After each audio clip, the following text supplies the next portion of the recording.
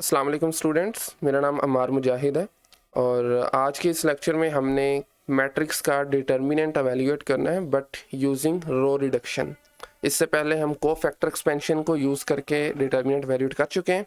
आज हम ये एक नया मेथड सीखने लगे हैं। ठीक है, तो इसके लिए ज़रा पहले थोड़ा सा ग्राउंड सेट कर लेते हैं। कुछ थ्योरम्स हैं, रिजल्ट्स हैं, उनको देख लेते हैं, फिर हम इसकी एग्जाम्पल करेंगे। तो स्टार्ट करता हूँ मैं एक थ्योरम से। We have a square matrix. तो अगर आपके पास किसी भी स्क्वायर मैट्रिक्स में कोई रो या कॉलम ऐसी आ जाए जिसमें सब की सब एंट्री ज़ीरो है तो उसका डिटर्मिनेंट ज़ीरो हो जाएगा। सिंपल सी बात है। मतलब अगर मैं यहाँ पर एग्जांपल के तौर पर 2/2 ले लेता हूँ, जिसमें चले मैं 1 2 और आपकी R2 को मैं 0 0 कर देता हूँ। अब इसका डिटर्मिनेंट ज़ीरो क्यों होगा? इसकी रीज़न ये है कि जब आप इसको R2 से इसकी को फैक्टर एक्सपेंशन करेंगे ना, तो ऑफ कोर्स आपको ज़ीरो से मल्टीप्लाई करना पड़ेगा, तो इसलिए आपका डिटर्मिनेंट इसका ज़ीरो हो जाएगा।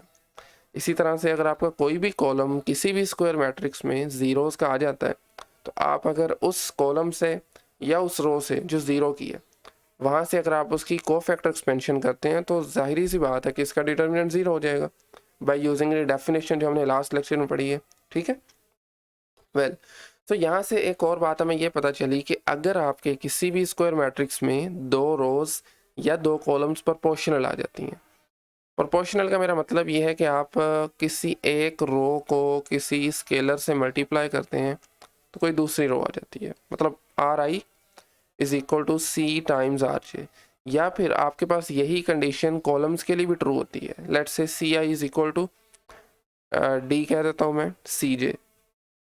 ठीक है, किसी भी दो रोज के दरमियान या किसी दो कॉलम्स के दरमियान अगर ये रिलेशन आ जाता है तो इसका सिंपल सा मतलब ये है कि आप रो ऑपरेशन को यूज़ करते हुए किसी एक कॉलम को या किसी एक रो को ज़ीरो बना सकते हैं। इसकी ज़रा एग्जांपल देखें। लेट्स से मैं एक 3/3 चले मैट्रिक्स लेता हूँ विच इज़ 1 2 -1। देन हम ले लेते हैं 0 4 6 और उसके बाद मैं ले लेता हूँ जी 2 4 -2। ठीक है, अब ये मेरे पास एक 3/3 स्क्वायर मैट्रिक्स है। इसमें ज़रा देखें, आपके पास अगर आप 2 को मल्टीप्लाई करते हैं R1 से तो वी हैव R3। ऐसे ही है ना, 2 को मल्टीप्लाई करें ज़रा R1 से, 2 1 multiply 1 is 2, 2 times 2 is 4, 2 times -1 is -2। तो इसका मतलब है अगर आप इस मैट्रिक्स पर ये वाला ऑपरेशन लगाते हैं 2R1 -R2, तो आपकी जो R3 है, R3 2R1 -R3, तो आपकी जो R3 है वो सब की सब ज़ीरो हो जाएगी, ये वाली पूरी रो। और अगर ये पूरी रो ज़ीरो हो गई तो इसका मतलब है इसका डिटर्मिनेंट ज़ीरो हो जाएगा। तो दो बातें हमने सीखी हैं। एक तो ये कि अगर आपके किसी मैट्रिक्स में कोई पूरी की पूरी रो या पूरा कॉलम ज़ीरोज़ का आ जाए तो उसका डिटर्मिनेंट ज़ीरो होता है। या फिर किसी भी मैट्रिक्स में, स्क्वायर मैट्रिक्स की बात हो रही है, दो रोज़ या दो कॉलम्स आपके पास प्रोपोर्शनल आ जाते हैं और प्रोपोर्शनल की डेफिनेशन मैंने ये लिख दी है। ऐसी सूरत में भी आपका डिटर्मिनेंट उस मैट्रिक्स का ज़ीरो होगा। ठीक है, ओके। सो अब नेक्स्ट थ्योरम की तरफ चलते हैं। वेल सो हमारा नेक्स्ट थ्योरम है कि आपके पास किसी भी स्क्वायर मैट्रिक्स के लिए उसका डिटर्मिनेंट और उसके ट्रांसपोज का डिटर्मिनेंट जो है वो सेम आता है। सादा सी वजह है। आप ट्रांसपोज में बेसिकली हम करते क्या है, रोज़ को कॉलम में चेंज कर देते हैं। अब अगर आपने किसी भी मैट्रिक्स ए को, कोई भी मैट्रिक्स आपका ए है, आपने इसका डिटर्मिनेंट वैल्यूएट किया जी by cofactor expansion using R1। ठीक है, R1 से आपने इसको एक्सपेंड किया और इसका डिटर्मिनेंट वैल्यूएट कर लिया। अब ए का जो ट्रांसपोज होगा, उसमें ये जो R1 है ये C1 बन जाएगा। तो आप ए का ट्रांसपोज में C1 से कर लें या किसी और से भी करेंगे। ये वैसे मैंने आपको एग्जांपल दिया, आप जिस मर्जी रो या जिस मर्जी कॉलम से करें आपका आंसर हर केस में सेम आएगा। तो determinant of A this is equal to determinant of transpose of A. ठीक है, ये दो बेसिक हमारे रिजल्ट्स थे। अच्छा, अब नेक्स्ट हमने चलना है अपने एक मेन थ्योरम की तरफ जो कि बेसिकली आज के लेक्चर के लिए है। तो इसमें देखें ज़रा, पहले ज़रा सुन लें आज का आइडिया क्या है। हमने आज मैट्रिक्स का डिटर्मिनेंट वैल्यूएट करना है। सबसे पहले उसको हमने रो ऑपरेशंस के ज़रिए अपर ट्रायंगुलर मैट्रिक्स में कन्वर्ट करना है। किसमें? अपर ट्रायंगुलर मैट्रिक्स में। और अपर ट्रायंगुलर मैट्रिक्स का आप जानते हैं डिटर्मिनेंट वैल्यूएट करना सिंपल है, आप उसकी डायगोनल एंट्रीज को मल्टीप्लाई करते हैं। तो जब आपने रो ऑपरेशंस यूज़ करने हैं तो आपको पता होना चाहिए कि मैं कौन सा रो ऑपरेशन करूँगा और कौन सा क्या अफेक्ट होगा उसके डिटर्मिनेंट पर। तो हमने 3 तरह के रो ऑपरेशन पढ़े हुए हैं, वो तीनों ही मैंने यहाँ पर ये थ्योरम की सूत्र में लिस्ट डाउन किए हैं, और हम अभी देखते हैं कि आप कौन सा रो ऑपरेशन लगाएंगे और उससे उसके डिटर्मिनेंट पर क्या फ़र्क पड़ेगा। ठीक है, तो स्टार्ट करते हैं थ्योरम 2.2.3 से। We have A be an N by N matrix, यानी कोई स्क्वायर मैट्रिक्स है। ठीक है, देन देखें हमने पहला रो ऑपरेशन ये पढ़ा था कि आप किसी मैट्रिक्स की किसी भी रो को स्केलर से मल्टीप्लाई कर सकते हैं। तो ये आपके सामने पहला जो पॉइंट लिखा हुआ है वही पॉइंट है। ठीक है, तो जब बेसिकली आप इसके किसी भी रो को स्केलर से मल्टीप्लाई करते हैं, यहाँ पर देखें जरा नीचे, फर्ज करें आपने के को मल्टीप्लाई किया R1 के साथ, तो उस केस में जब आपने इस वाले मैट्रिक्स का डिटर्मिनेंट वैल्यूट किया तो वो कैसे आ जाएगा, के times determinant of this matrix. ठीक हो गया, जस्ट आपने यानी के को उसमें से कॉमन ले सकते हैं, डिटर्मिनेंट में से के को हम क्या कर सकते हैं, कॉमन ले सकते हैं। जब आपने डिटर्मिनेंट को एवेल्युएट करना है और किसी आप रो को किसी स्केलर से मल्टीप्लाई कर रहे हैं, तो ये हमारा हो गया पहला रो ऑपरेशन। दूसरा रो ऑपरेशन अगर आपको याद हो तो हमने पढ़ा था कि आप मैट्रिक्स की 2 रोज को इंटरचेंज भी कर सकते हैं। ठीक है, तो अगर आप 2 रोज को इंटरचेंज करेंगे तो उस केस में आपके डिटर्मिनेंट में फ़र्क ये पड़ेगा कि उसके साथ में नेगेटिव आ जाएगा। ये सेकंड देखें ज़रा, ये ऊपर भी सेकंड पॉइंट लिखा हुआ है, B is the matrix that results when 2 rows are 2 columns of A are interchanged then determinant of B is equal to minus determinant of A. अब ज़रा नीचे इसकी इम्प्लीमेंटेशन देख लें। बेसिकली ये ओरिजिनल मैट्रिक्स आपको राइट साइड पे नज़र आ रहा है और लेफ्ट पे आपने ये किया है कि उसके जो R2 है और R1 उसको चेंज कर दिया। ठीक है ना, A21 A22 A23 R2 है, इसको R1 की जगह रख दिया और R1 को R2 की जगह पे रख दिया। इससे होगा ये कि आपके डिटर्मिनेंट के साथ माइनस का साइन आ जाएगा। ठीक है, 2 इफेक्ट पढ़ लिए, अब थर्ड पे आ जाएं। थर्ड हमने रो ऑपरेशन ये पढ़ा था कि आप किसी भी रो को स्केलर से मल्टीप्लाई करें, मतलब के आर आई कोई आर्बिट्ररी नंबर हो सकता है, और इसको किसी और रो में आप ऐड कर दें। ठीक है, या इसी तरह when multiple of one column is added to another, किसी आप कॉलम को भी किसी आप कॉलम के मल्टीपल को किसी और कॉलम में ऐड कर सकते हैं। अच्छा, यहाँ पर कॉलम्स की बात क्यों हो रही है, अभी हमने ऊपर मैट्रिक्स पढ़ा है ना, एक सॉरी रिजल्ट पढ़ा है कि आपका डिटर्मिनेंट मैट्रिक्स का और इसका जो हमारे पास होता है ट्रांसपोज वो सेम होता है। ठीक है ना, ट्रांसपोज का डिटर्मिनेंट और ओरिजिनल मैट्रिक्स का डिटर्मिनेंट हमारे पास सेम होता है। तो यहाँ से बेसिकली कॉलम्स और रो में डिटर्मिनेंट के केस में कोई फ़र्क नहीं पड़ता। ठीक हो गया, ओके। तो ये हमारा थर्ड पॉइंट था। अच्छा, अब थर्ड पॉइंट जब आप अप्लाई करते हैं, लेट्स से मैंने यहाँ पर जो मैट्रिक्स लिया है इसमें मैंने अप्लाई किया भी हुआ है, आपने R2 को K से मल्टीप्लाई किया, मतलब KR2 प्लस R1, ये ऑपरेशन आपने अप्लाई किया और देखेंगे कि दोनों केसेस में आपका डिटर्मिनेंट सेम आ रहा है।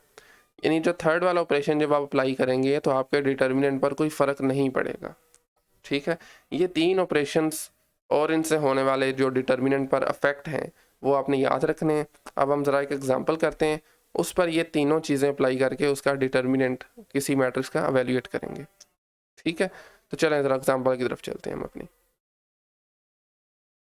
वेल सो हमारे पास जो मैट्रिक्स है बेसिकली एक 3x3 मैट्रिक्स में ले रहा हूँ और उसको मैं A से रिप्रेजेंट कर रहा हूँ। ठीक है, और इसकी एंट्रीज क्या है, हमारे पास फर्स्ट रो में आ रहा है जी 0 1 5, 0 1 और 5। सेकेंड रो मेरे पास जो आ रही है this is 3, then we have -6, then we have 9। और इसी तरह से जो हमारे पास थर्ड रो है दिस इज 2 6 1, क्या आ रही है, this is 2, then we have 6, then 1। अच्छा जी, तो आपने करना क्या है, जिसमें आपको ऑलरेडी बताया कि आपने इसको अपर ट्रायंगुलर मैट्रिक्स में कन्वर्ट करना है। किस में करना है, अपर ट्रायंगुलर मैट्रिक्स में आपने इसको कन्वर्ट करना है। तो उसके लिए देखें ज़रा, आपके पास चूंकि फर्स्ट रो में जो पहले ही नॉन ज़ीरो या डायगोनल एंट्री है वो 0 है, तो आपके पास ऑप्शन अवेलेबल है कि आप किसी और रो के साथ इसको रिप्लेस कर दें, सिंपली ऐसे ही है ना। तो उस हवाले से मैं क्या करूँगा यहाँ पर, ओके, तो मैं ये करने लगा हूँ कि आप इस केस में अपनी R2 और R1 को रिप्लेस कर दें। यहाँ पर ऊपर आपने मेंशन भी करना है, R2 और R1 को आपने इंटरचेंज कर देना है। ओरिजिनल देन हमारा मैट्रिक्स जो है वो कैसे चेंज होगा, ओके, सो पहले ज़रा मैं इसको लिख लेता हूँ डिटर्मिनेंट की फॉर्म में, ठीक है, ताकि हम ऑपरेशंस भी साथ साथ ही अप्लाई करते रहें। Okay, so determinant of A is equal to determinant of A, this is equal to, पहले एक मरतबा ज़रा आप एज इट इज़ अपना मैट्रिक्स लिख लें, which is 0, then we have 1, then 5, और उसके बाद आ जाएगा 3, देन वी हैव -6, और उसके बाद 9 है, और इसी तरह से नेक्स्ट हमारे पास है जी 2, देन 6, देन 1, ठीक है। ये डिटर्मिनेंट बेसिकली हमने एवेल्यूएट करना है। अच्छा जी, सो जैसा कि मैंने आपको बताया, सबसे पहला ऑपरेशन जो हमने इस पर अप्लाई करना है, दिस इज़ दी R2 को R1 से रिप्लेस कर देना है, ठीक है, एक दूसरे के साथ इसको इंटरचेंज करना है। तो उसके लिए आप जानते हैं यहाँ पर माइनस का साइन आ जाएगा बाहर, R2 को आप R1 की जगह पर लिख दें 3 - 6 एंड देन 9, और R1 को R2 की जगह पे लिखते हैं 0 1 5, R3 को ज़रा एज इट इज़ रहने दें 2 6 1। अच्छा जी, साथ में आपने मेंशन भी करना है, आपने ऑपरेशन कौन सा अप्लाई किया है, R2 और R1 को चेंज कर दिया, ठीक है। अच्छा जी, अब देखें तरह हमारे पास फर्स्ट जो एंट्री है वो 3 है। अब आप ये कर सकते हैं कि यहाँ से 3 को कॉमन ले लें, सिंपल, ठीक है, 3 को आप कॉमन ले सकते हैं ना, ये हमने पढ़ा था अभी। ओके, तो 3 को कॉमन लेंगे तो वी हैव -3, और बाकी चीज़ आपके अंदर एज इट इज़ आ जाएगी। 1 आ जाएगा यहाँ पर -2 आ जाएगा, क्योंकि हमने R1 से 3 को कॉमन लिया है ना, और यहाँ पर हमारे पास 3 आ जाएगा सिंपली। और इसी तरह से नेक्स्ट R2 और R3 एज इट इज़ 0 1 5, और उसके बाद 2 6 1, वेल सो, ठीक है। अब आप देखें ज़रा, हमारे पास एंट्री 1 हो गई है, उसके बाद नीचे 0 है, और उसके बाद नीचे 2 को भी हमने 0 बनाना है। तो उसके लिए कौन सा ऑपरेशन लगाएंगे, ऑब्जर्व करें ज़रा, कौन सा ऑपरेशन लगेगा। R3 को हमने चेंज करना है, तो आप ये कर सकते हैं -2 R1 + R3, ठीक है। और आपको मैंने बताया था कि ये वाला जब ऑपरेशन लगाते हैं तो डिटर्मिनेंट पर कोई फ़र्क नहीं पड़ता, -3 आपका जो के साथ चल रहा है वो एज इट इज़ आ जाएगा, और R3 को हमने चेंज करना है, R1 R2 को एज इट इज़ लिखा रहने दें, ठीक है, 1 - 2 + 3, ठीक है। नीचे वाली एंट्री हमने 0 करनी होती है ना, बेसिकली डायगोनल के नीचे वाली एंट्री आपने जो एचलन फॉर्म पढ़ी थी बेसिकली उसमें लेके जा रहे हैं, ठीक है। तो 0, देन वी हैव 1, देन 5। अच्छा जी, -2 R1 + R3, -2 + 2 0 हो जाएगा। यहाँ से देखें ज़रा, -2 R1 4 + 6 इज 10। नेक्स्ट देखें ज़रा, -2 R3, माइनस का 6 प्लस का 1 इज -5, ठीक हो गया। तो ये हमारे पास नेक्स्ट जो मैट्रिक्स बना है, डिटर्मिनेंट बना है basically. Okay, so next step में ज़रा देखिए हम क्या करेंगे, इस 10 को हमने बेसिकली 0 बनाना है। ये जो सेकंड डायगोनल एंट्री के नीचे 10 है, इसको हमने क्या करना है, 0 बनाना है। तो इसको 0 बनाने के लिए क्या किया जा सकता है, एक और ऑपरेशन जो हम इस पर अप्लाई करेंगे, दिस इज़ अगेन इस तरह ही आप ये कर सकते हैं कि -10 R2 + R3, ये ऑपरेशन आप लगाएंगे और इससे आपके डिटर्मिनेंट पर कोई फ़र्क नहीं पड़ेगा, ठीक है। मतलब R3 को आपने चेंज करना है, R1 R2 को एज इट इज़ लिखा रहने दें।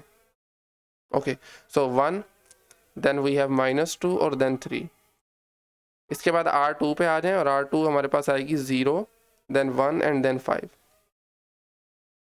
R3 में देखें -10, सॉरी R2 को हमने करना है -10 R2 + R3 0 आ जाएगा, -10 + 10 अगेन 0, -10 × 5 क्या होता है जी, माइनस का 50, ऐसे ही है। और माइनस का 5 जब इसमें से करेंगे तो -55 आ जाएगा। फर्दर यहाँ से आप -55 को कॉमन भी ले सकते हैं, या आप ना भी लें तो हमारा जो मैट्रिक्स आपको ये नज़र आ रहा है, ये हमारे पास अपर ट्रायंगुलर मैट्रिक्स बन चुका है। और इसका डिटर्मिनेंट आप जानते हैं हम कैसे वैल्यूएट करते हैं, सिंपली आपने इसकी डायगोनल एंट्रीज को मल्टीप्लाई कर देना होता है, ऐसे ही है ना। तो -3 आपके पास जो बाहर पड़ा है वो तो एज इट इज़ आ जाएगा। इसकी डायगोनल एंट्रीज देखें ज़रा, 1, देन अगेन 1, देन इसको मल्टीप्लाई करना है आपने -55 के साथ, ठीक है। ये इसकी डायगोनल एंट्रीज को आपने मल्टीप्लाई किया। तो वेल, सो नेक्स्ट हमारा क्या होगा जी, -3 × -25 इज +165। तो ये इसका आगे है determinant using row reduction method. ठीक है, ओके। सो आई थिंक आज के लिए इतना ही। आज के लेक्चर से मुताल्लिक अगर आपका कोई क्वेश्चन क्यूरी है तो कमेंट सेक्शन में पूछ सकते हैं। अदरवाइज इंशाल्लाह जो हमारा नेक्स्ट लेक्चर होगा उसमें हम प्रॉपर्टीज़ पढ़ेंगे डिटर्मिनेंट्स की ही, और उसके बाद फिर हम क्रैमर रूल को भी पढ़ेंगे। अच्छा, आज के लेक्चर में अभी जो हमने ये काम किया है, जैसे हमने इसको रो रिडक्शन फॉर्म में यानी कि रोज़ पर ऑपरेशन अप्लाई किए हैं, इसी तरह से आप कॉलम्स पर भी ऑपरेशन अप्लाई कर सकते हैं। क्योंकि उसकी वजह ये है कि वो बेसिक थ्योरम आज हमने पढ़ा था ना ऊपर, कि आपके पास किसी मैट्रिक्स का डिटर्मिनेंट और उसके ट्रांसपोज का डिटर्मिनेंट सेम होता है। ठीक है, तो इसका मतलब है कि रोज़ और कॉलम में डिटर्मिनेंट के केस में कोई फ़र्क नहीं रहता पीछे। आप कॉलम से भी उसको एक्सपेंड कर सकते हैं, रो से भी उसको कर सकते हैं।